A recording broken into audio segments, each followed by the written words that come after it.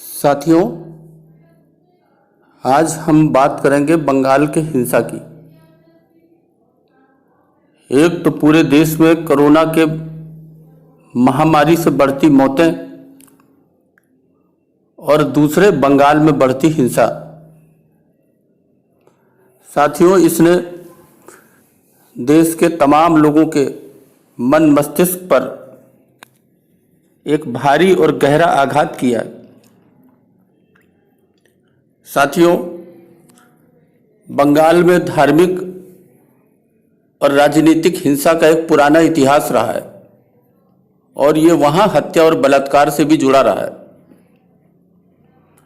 आपको याद होगा कि जिन्ना के डायरेक्ट एक्शन प्लान ने वहां क्या किया था और वहां से जो हत्या और बलात्कार का जो धार्मिक और राजनीतिक रूप से चला वो अब तक दिखाई पड़ रहा है।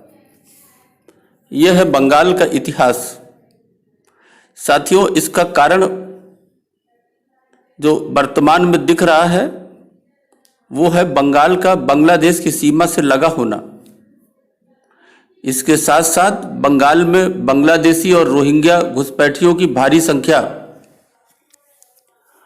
और इस भारी संख्या का सत्ता दल द्वारा अपने राजनीतिक स्वार्थ में उसका पालन और पोषण करना।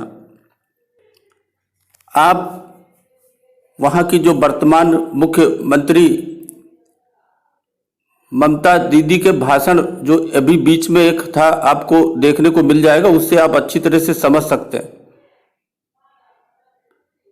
इस भाषण में कहीं न कहीं इशारा किया गया था कि चुनाव के बाद जब सेंट्रल फोर्सेस वहां से चली जाएंगी उस समय क्या होगा, उस पर कुछ इशारा किया था। आप वो भाषण सुन सकते हैं। साथियों, ऐसी हैं वहां की मुख्यमंत्री। पश्चिम बंगाल राजनीतिक हिंसा के लिए हमेशा से कुख्यात रहा है। विधानसभा चुनाव में तृणमूल कांग्रेस की जीत के बाद राज्य में हिंसा का ये नया दौर फिर से शुरू हो गया है। साथियों, आश्चर्य होता है कि जिस राज्य की एक महिला मुख्यमंत्री हो, जो राज्य महिला द्वारा शासित हो, उस राज्य में महिलाओं के साथ इस प्रकार का व्यवहार किया जाए, उनके बलात्कारों की संख्या बढ़ती रहे। साथियों, ममता बनर्जी को नारीवादी आइकन के रूप में पेश करने वाले जो किराए के लोग हैं, इन लोगों पर भी शर्म आती है। साथियों, बीजेपी के कार्यकर्ताओं, उनके घरों और उनके कार्यालयों को निशाना बनाने की खबर 2 मई से लगातार आ रही है। बीजेपी ने नन्नूर में तृणमूल के गुंडों पर अपनी 2 महिला कार्यकर्ताओं के साथ गैंगरेप का आरोप लगाया था। हालांकि पश्चिम बंगाल पुलिस ने अपने आधिकारिक हैंडल में ट्वीट कर इसे नकार दिया है। हालात केवल नन्नूर में ही खराब नहीं है। भाजपा के राष्ट्रीय महासचिव और बंगाल के प्रभारी कैलाश विजयवर्गीय ने एक वीडियो शेयर किया। इसमें कुछ लोग महिलाओं को पीटते दिख रहे हैं। विजयवर्गीय का दावा है कि टीएमसी के गुंडे नंदीग्राम के केंदमारी गांव में बीजेपी की महिला कार्यकर्ताओं को पीट रहे हैं।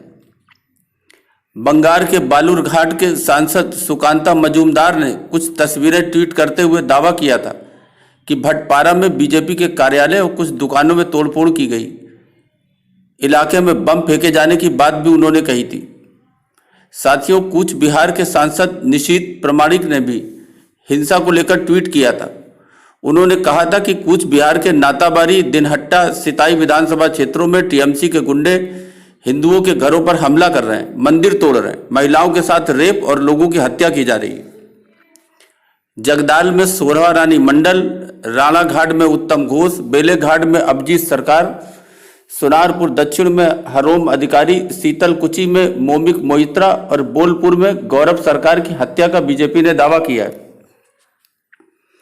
यह बीजेपी नेता कैलाश विजयवर्गीय ने एक वीडियो शेयर किया है जिसमें 2 महिलाओं पर बुरी तरह हमला किया जा रहा है और उन्होंने दावा किया कि वीडियो बंगाल का है और टीएमसी के मुस्लिम गुंडे बीजेपी की महिला कार्यकर्ताओं के साथ केदामाड़ी गांव में मारपीट कर रहे हैं। इस वीडियो में कुछ युवक 2 महिलाओं के बाल खींचकर बदसलूकी और पिटाई कर रहे हैं।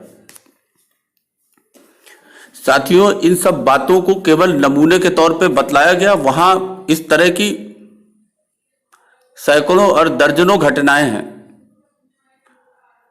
इसमें संदेह है कि बंगाल की राजनीतिक हिंसा थमेगी, क्योंकि एक तो तृणमूल को वो दिख ही नहीं रहा, वहां की महिला मुख्यमंत्री को यह सब नहीं दिख रहा।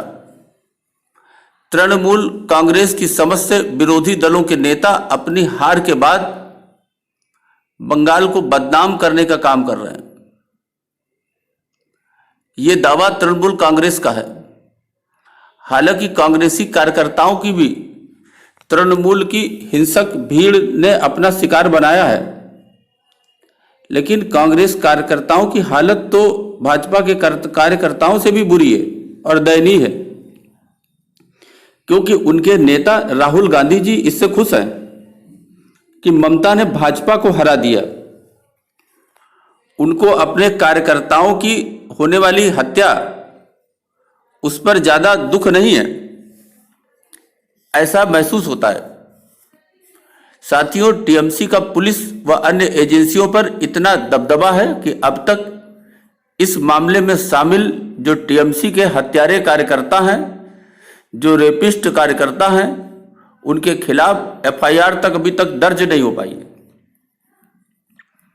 साथियों, इस पर पूरे देश को ध्यान देना चाहिए। ऐसा न हो कि बंगाल फिर से 1990 वाला कश्मीर बन जाए और वहां पर हिंदुओं को प्रताड़ित किया जाए, उनके साथ बलात्कार किया जाए, उनकी हत्याएं की जाएं और उन्हें बंगाल से भागने पर मजबूर किया जाए। इसलिए साथियों, इसमें केंद्र सरकार को तुरंत कुछ न कुछ कार्रवाई करके वहां पर होने वाली हिंसा उसे रोकने का भरपूर प्रयास करना चाहिए। यही मेरी प्रार्थना है कि केंद्र सरकार इस पर तत्काल कोई कार्रवाई करे और इस हिंसा को रोके। अभी के लिए बस इतना ही। धन्यवाद।